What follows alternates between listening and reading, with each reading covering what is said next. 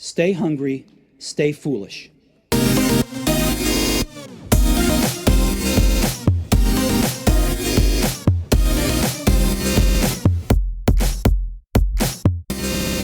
This show is brought to you with thanks to Microsoft for Startups. Being awarded a leadership role within an organization may feel like an amazing accomplishment, but that is only half the battle. The second and arguably most important half lies in building and maintaining a highly effective team. However, according to a recent survey conducted on UK workers, managers are failing miserably at this task and are instead fostering feelings of hate and resentment among their workers. The survey states that while 22% of the public say they hate their boss, a staggering 52% identify their boss as the main source of job dissatisfaction. So where is it that managers are going wrong, and what can they do to improve their employees' perception of them? Compelling research from the 1970s found that managerial failure had little to do with IQ or personal attractiveness. Rather, it was linked directly to interpersonal competence. And since personality is at the core of interpersonal competence, our guest developed the globe's leading personality assessment to identify the 11 personality scales that cause leaders to fail time and time again. We welcome creator of the Hogan assessments, Dr. Robert Hogan. Welcome to the show. Thanks for inviting me. It's great to have you on the show. I was talking to one of your colleagues, Blake, earlier on, and he asked me to ask you this at the top of the show and get you to answer it at the end of the show. So we're going to plant this now. So how many psychologists it takes to screw in a light bulb? We're going to ask that now. We'll leave it hanging and we'll come back and get you to give us the answer at the end of the show, Robert. But I thought the best way to start the show today is that this work, your work, is so important in this current work environment, this time of crisis, because it helps leaders by providing insights about their counterproductive tendencies or risk factors.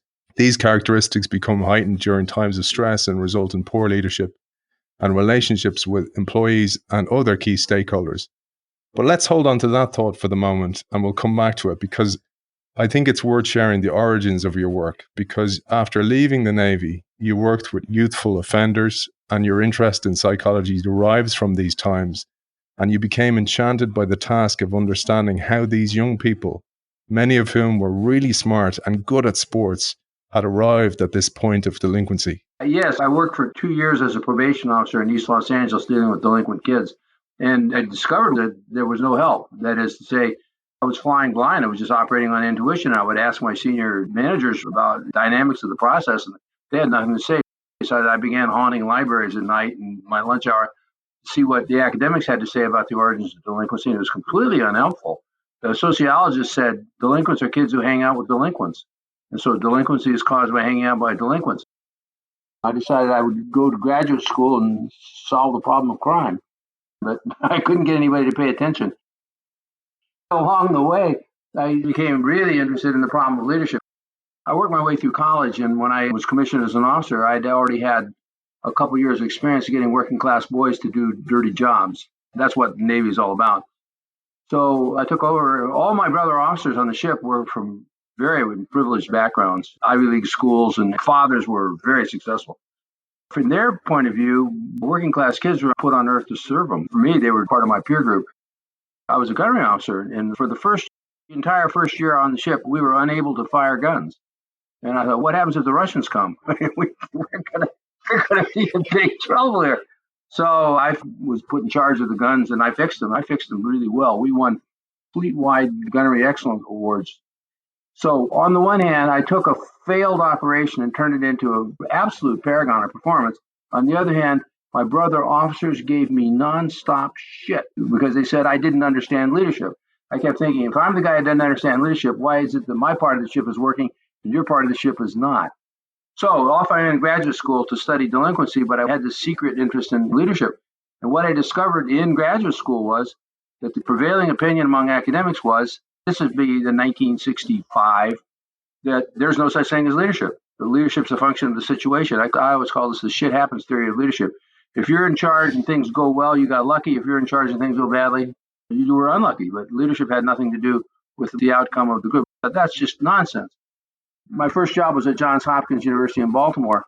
And just as I was moving to Baltimore, there was a legendary football coach named Vince Lombardi. He'd been the coach of the Green Bay Packers. He had taken the Packers and turned them from a doormat into an almost unbeatable program. And he quit because he said the expectations for success in Green Bay were just impossible. And he moved to Washington, D.C. to become the head coach of the Washington Redskins.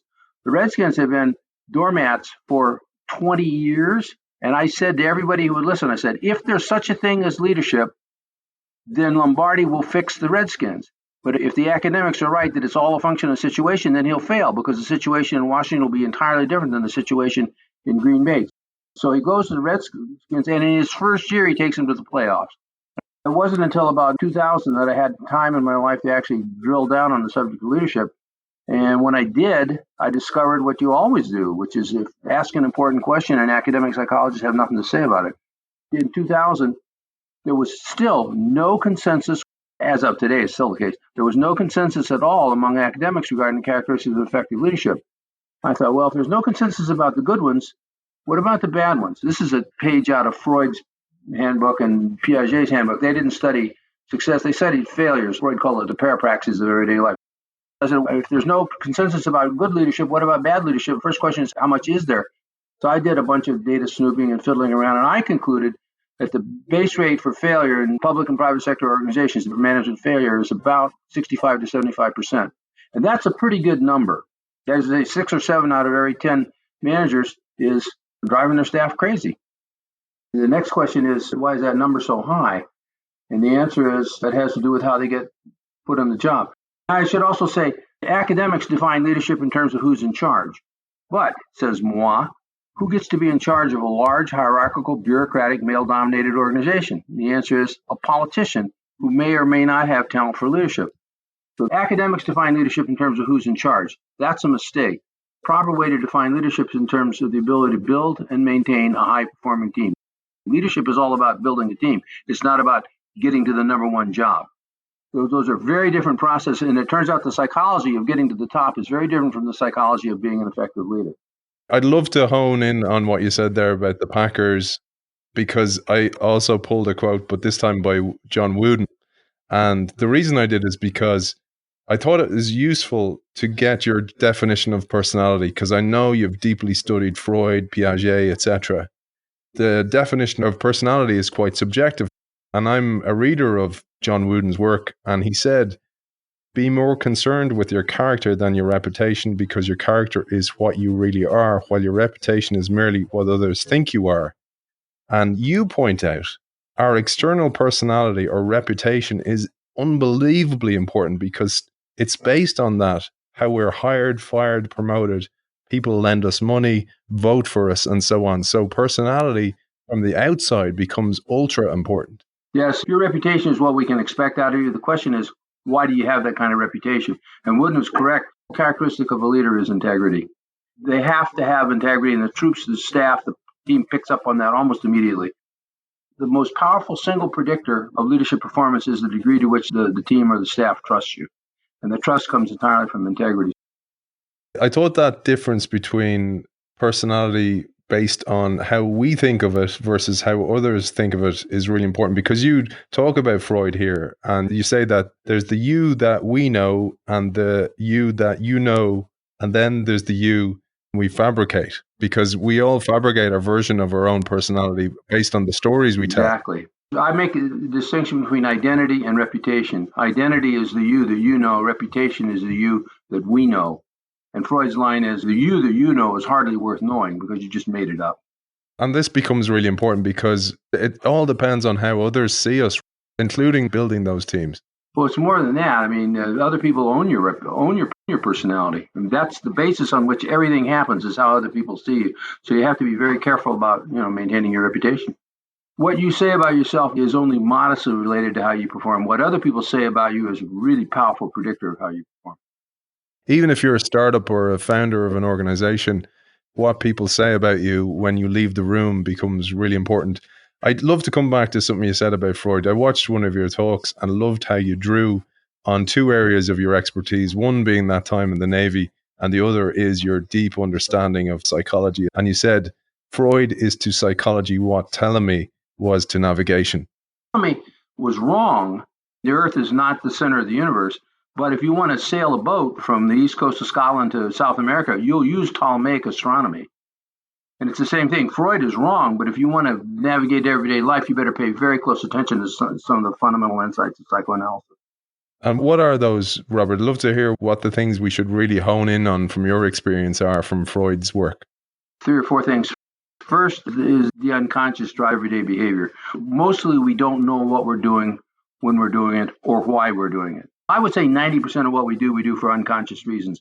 That's a direct Freudian insight. That's why Tversky and Kahneman get this Nobel Prize for behavioral economics. That's all they were talking about was unconscious biases in reasoning processes. So people are finally today catching on to the original Freudian insight that mostly what we do for irrational and unconscious reasons. Second, really powerful Freudian insight, I think, is development matters, particularly 0 to 10. Development matters, and things that when you're little shape your career for the rest of your life in ways that you don't understand. The third thing is that Freud was a big fan of Darwin, and I think we're basically biological. The deadliest invasive species in the history of the earth, we are biological creatures and products of our evolution. So if you want to understand people in the full range, you need to understand our evolutionary history. And then that takes us, the last thing about Freud that I really like is his writings on leadership. Freud was the first and one of the few people to actually have a full-blown, fully articulated theory of leadership. It's in his book called Totem and Taboo, which many people think is horrible, but which he always thought was his most important work. His argument is that it's just like life in a chimpanzee troop, that what goes on inside organizations is a struggle for power and control. And if you're in charge, they will be coming after you, and it's just a matter of time until they get you. Politics is the one profession in which every career ends in failure. Freud would have said that. It's really fascinating for this period of stress and downturn that we're coming into or we're already in, because as you talk about in your assessments, this is when the true self shows up. And I mentioned at the top of the show that in order to lead a team more successfully, leaders need to be aware of 11 personality scales or derailers that you call them. And you detect for all of these in your tests. I'd love if you'd give a top line of each of them, Robert, and how they impact us in the workforce. And at the end, I'd love to come back to the ones I told you I took the assessments, and some of them showed up that are very common to change makers within organizations or innovators within organizations. And I'd love to hone in on those. I'd love if you'd start with excitable. There was a really smart guy at Sears in the 70s named John Bentz, a friend of mine, and he hired all of his new executives, all new managers at Sears using an assessment center and an IQ test. Every new manager was smart and had a glittering bright side. They looked good in an interview, and 2/3 of them failed. And he found that they failed for 11 reasons. And when I read his 11 reasons, I said, my God, that sounds just like the DSM-4 Axis 2 personality disorders. I mean, exactly like them. And so that's where this comes from. So there's real consensus regarding a taxonomy for managerial failure. Managers fail for these 11 recurring reasons. I don't think these tendencies show up when people are stressed or drunk or so. They just show up when people let down their guard. And typically when they let down their guard is when a manager is dealing with a subordinate. These tendencies never show up when a manager is dealing with his or her boss. They only show up when they're dealing with their subordinates because that's when they think they can get away with it. Another fundamental principle of personality psychology is that there's good news and bad news at the high end and low end of every dimension. So the first dimension is called excitable. And people with high scores on excitable bring a lot of passion, enthusiasm, and drive to the task. And they have a real sense of urgency and energy. But the problem is that they can get frustrated. And then when they get frustrated, they blow up and walk off and quit. So they'll have a life history of failed relationships where I'll never speak to you again. So it's boom. Again, they bring a lot of dynamism and energy to work and enthusiasm and push, but they can become frustrated and quit and stomp off. You see a lot of it in sales. People at low scores on excitable take all the energy out of the room. It's like being in a bingo game in a senior citizen's home. So you want some energy on this or else nothing's going to happen. The next of the 11 traits then is skeptical, Robert. My word for paranoia. People with high scores on skeptical are very astute about politics. That's a reality of organizational life, is there are people who are plotting against you. So if you want to know who's out to get you, go find a person with a high score on skeptical, and they will know who's out to get you. Henry Kissinger would be a poster boy for a high score on skeptical. The problem is that they take things way too personally. Something goes wrong, they think it's a personal insult when it's not. And then when they think they've been wrong, they'll sue you, they'll hit you, they'll counterattack in various ways. So the strength is the political awareness and astuteness. The shortcoming is taking things too personally and overreacting. But people with low scores on skeptical are like deer in the headlights. They just don't have a clue. They don't see what's coming at them, and they get run over. The next one, it's like a pandemic within organizations at the moment because of the way they run with quarterly earnings, where leaders are so afraid of making a mistake. And this one is cautious. Oh, yeah. These are the people. Their great strength is they don't make any stupid mistakes. The bad news is they won't take any chances. So you have to take a chance in order to make a mistake. Very, very good at not doing dumb things. They're very good at staying out of trouble. But there's no possibility of innovation or creativity with these people in charge. And then the problem at the low end is you get crazy guys like Elon Musk, wild free swingers who pay no attention to errors. Next, the leader that locks themselves away and doesn't come out to communicate, even in times of crisis within the organization. And this is what you call reserved leaders. Yeah, the poster boy for this would have been Barack Obama. The strength of these people is they are really tough. They can really take it. They can take heat. They can take criticism. They can take brickbats. They're just tough. The bad news is they don't communicate. Obama talked to about 4 people. He didn't know the names of his own cabinet secretaries. He had 4 people he talked to. He sat in his office with the door shut and read memos all day. So the result of this is that there's no communication and people need to hear from you. The problem with low scores is they're too tenderhearted, too easily wounded. I mean, to be in charge, you have to have a tough hide because the criticism is inevitable, but too much is too much. This leads nicely to leisurely leaders because I thought this one was really interesting going back to sport because you have this idea of fair weather fans, those fans that show up when you're winning. And this reminded me a lot of leisurely leaders. Yeah. The slogan for these folks is always say yes, never say when. Isn't that great? So we can do that for you. Oh, absolutely. You bet. So they always tell you what you want to hear, but they're great at procrastinating.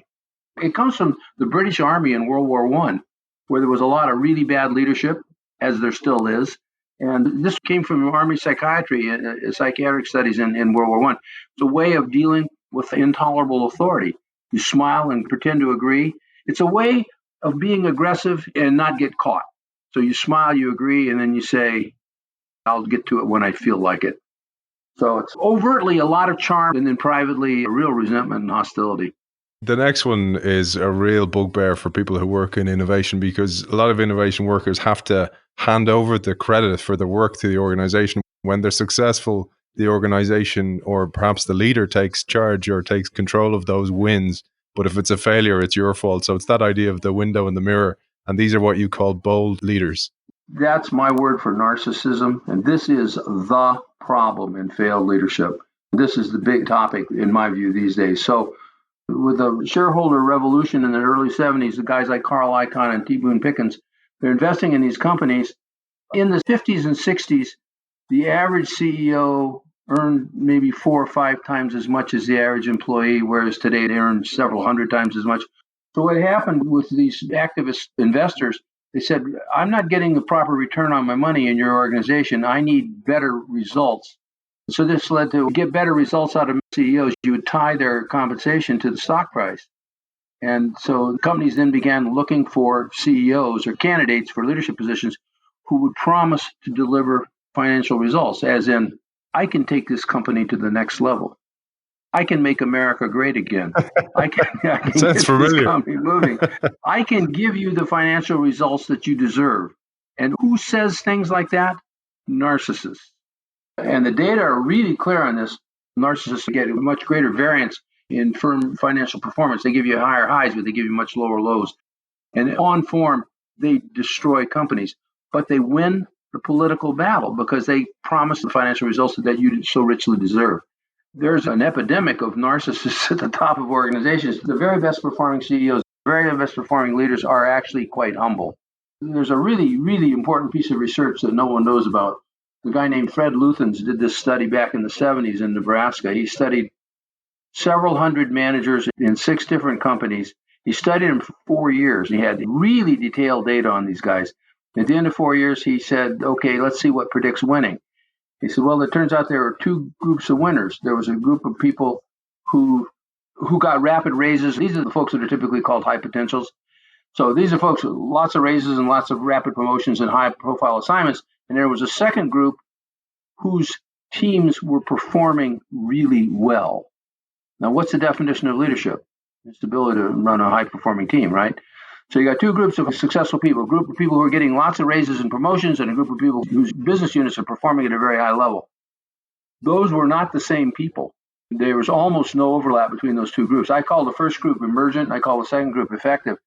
They had all this behavioral data and said, how are they spending their time? Well, the emergent group, the people with rapid promotions and pay raises, spent their time doing politics. And the group whose business units were performing at a high level spent their time working on their teams. If you're a business owner, who do you want running things? You want a guy who's going to spend his time on the phone and going to meetings? You want a guy who's going to build a team? That one is torturous because you see those people in organizations raised to the top. And it reminded me of a quote by Ken Blanchard. He said, if you don't blow your own trumpet, others will use it as a spittoon. Yes. And it came to mind when I read about these bold leaders because they take credit for major wins. They're bad at recognizing and rewarding the hard work of others. They don't even recognize that it was their team. But the worst thing is the board or whoever they're reporting to don't see it. You see this in sport where you have players who don't do the hard work and hang out and wait for the ball and do all the ball carrying and all the flamboyant work. But a good coach will spot that and not pick those players because they're not good for the team. Yes. And there was a quote I pulled from you, and I read about your work in a brilliant book. We had a guest on the show a few weeks ago, Craig LeMasters, and he quoted you in his book, and he said, organizations often overlook humble employees for leadership positions in favor of those who are charismatic. Charismatic people are charming and inspirational, but many turn out to be narcissistic, arrogant, and potentially exploitative. In contrast, humble leaders empower followers and promote team learning. That's your quote, and that is the huge shift needed in organizations today. Yes, exactly. This is the main push in our businesses these days. The other guy who gets this right is Collins in his book, Good to Great. He has these 11 companies that had 15 years of performance significantly below the standards for the industry, and then 15 years of sustained performance substantially above the standards for the industry. And he said the key to the success of those 11 organizations was the CEO, and all those CEOs were the same kind of guy. They were all quite humble. When you went in the room, you couldn't tell who the CEO was. They were quite humble, but they were fiercely competitive. And that's what you want in an effective leader, is humility combined with fierce desire to win.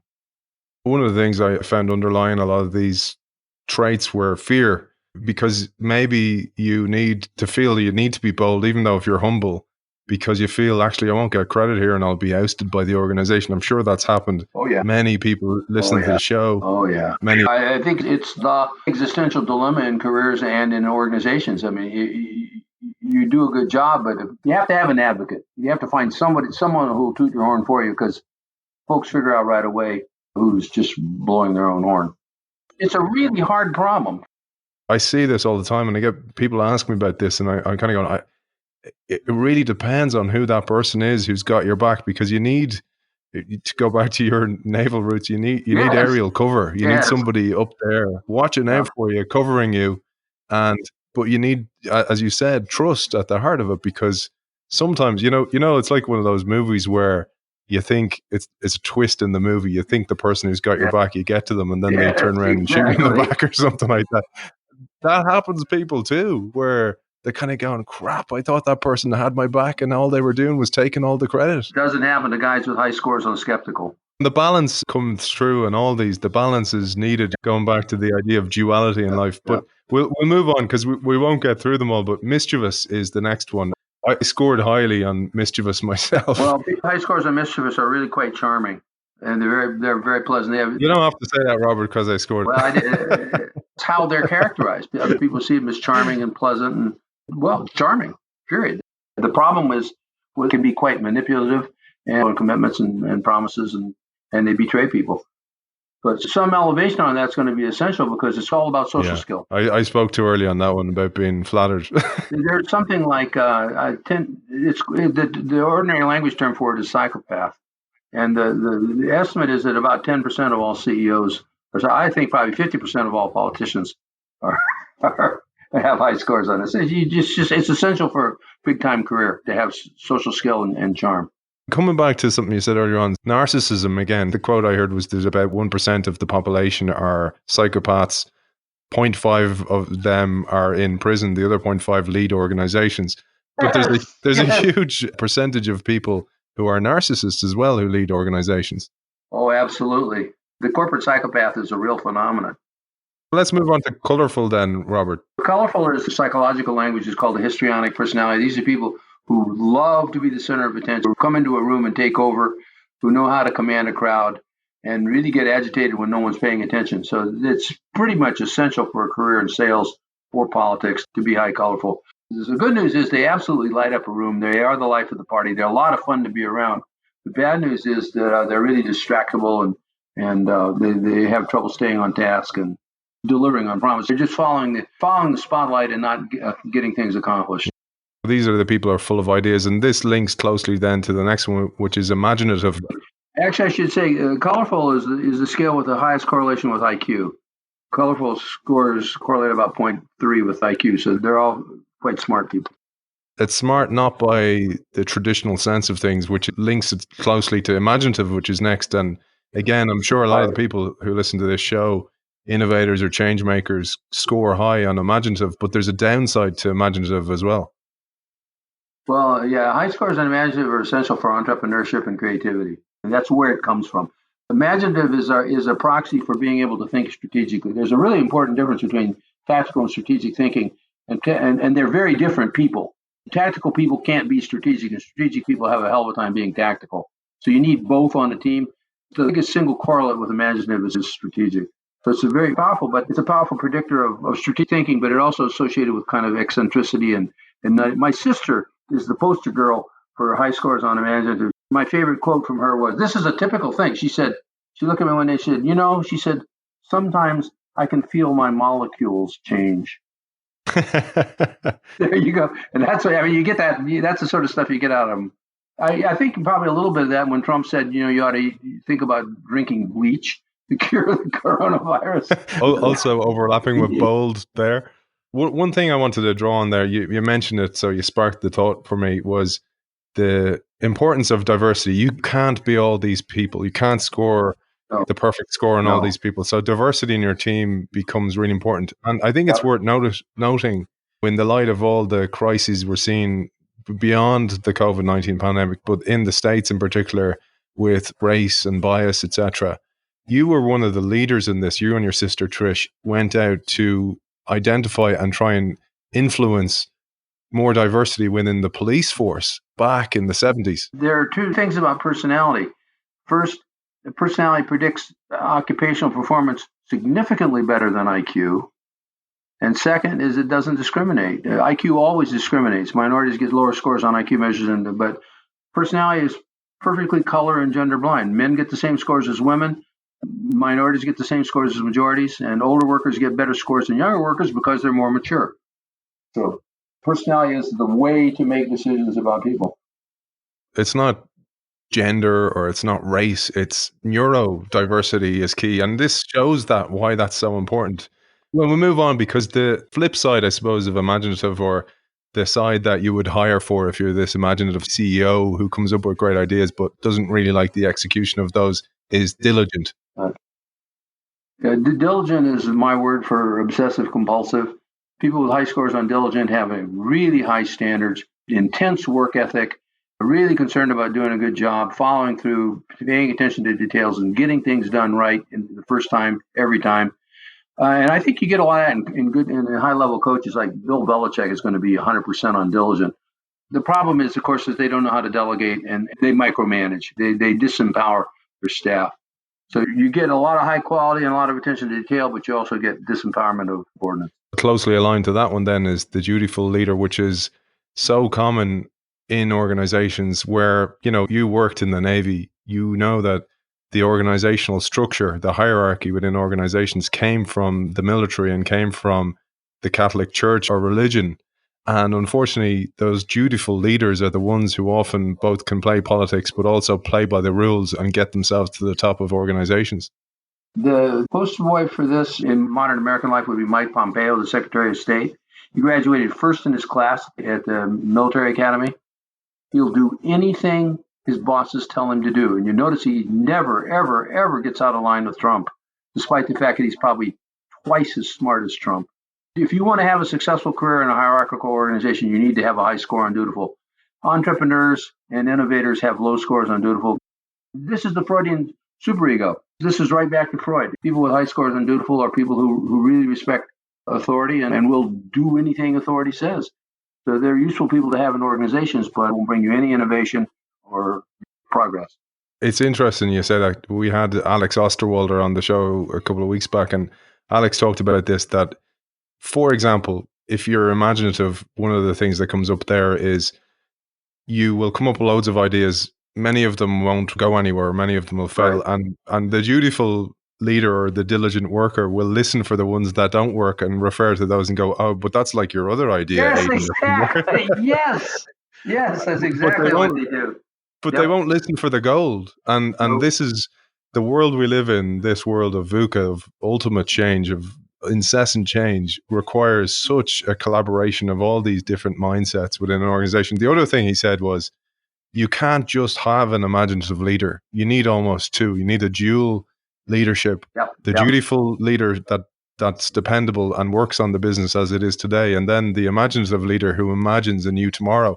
And it's interesting because Jeff Bezos said in an interview recently that he has delegated all his duties of the present to his team, and he focuses almost exclusively 3 years out in the future and works his way back from there. That's very smart. I see it as the distinction between the CEO and the COO. The CEO is supposed to be outside in the world, running around doing things, and the CEOs need to be imaginative, and the COOs need to be dutiful. And by the way, there's tension. I mean, those are not people who naturally get along with each other. It's incumbent on the CEO to understand that he or she needs a high dutiful person to follow up and make things happen. Yeah, I love that. I love that idea of tension. And another guest we had on was Ian McGilchrist. He's an expert on the brain. And he talked about the tension between left and right brain, so the more organized side and the more imaginative side. But he said without that tension, there's no force to propel things. And he said, think of it like the bow of a bow and arrow. If it's not taut, it can't propel an arrow forward. And I love that analogy for successful organizations. It's that mix of tension of the present and the future working together. But what I really loved about the assessments, and I'd love your opinion on this, is you detect for 3 versions of self. The me that emerges when I put my best foot forward in an interview. Then there's the me that emerges when I let my guard down, like you say, when nobody's looking or close the door. We call that the dark side. The dark side. And then the purpose me itself, the me that drives me, so gets me out of bed in the morning. And we call that the inside. Yeah, so you do really reflect everything. And what I said to you off air before we started was, I love where you came from here. Your work in the Navy, to see successful units, unsuccessful units, to turn them around. Then your work in criminology to help those adolescents that were on the right path in some way, lost their way. And then your drive to make the world a better place, because I think that's why this is so important, because we need to listen to the inner voice. Because you were saying there about that dutiful Mike Pompeo type, that I personally can't live like that, where I'd have this sick feeling if I felt I was playing the game to get ahead and just keep my job. I can't live like that. And I'm not saying there's anything wrong with somebody that can, but I just would love to see a world that didn't feel I had to wear a mask. Good luck with that. I assume we're at the end here. My summary metaphor for this stuff is that people in organizations, everyone's concerned with who's in, who's out, who's up, who's down, who's the future, who's the next one going to be. They're all concerned about the competition inside the group, within the group. That's what everyone's focused on. That who's going to be the next president of the U.S. But so there's competition within the group for status and control, but there's competition between groups for survival. And if you lose the battle for survival, it doesn't matter who's in charge, who's up, and who's down. So there's competition within the group for status. There's competition between groups for survival. You lose the battle for survival, you're done. People confuse leadership with status within the group. No, leadership is what keeps you going vis-a-vis the Russians, the Chinese, or whoever else your potential threats are. And I think that's a really important distinction that most people don't make or maintain. I love competition that. within the group for status, competition between the groups for survival. And survival is much more important. Yeah, and it's so important in this world of absolute flux in every way. You know, we've technology, we've pandemics, we've trade wars. There's so much going on that we can't afford for infighting within organizations. I asked at the top of the show, and I planted that seed that Blake gave me about how many psychologists it takes to screw in a light bulb. I'd love you to give us the answer.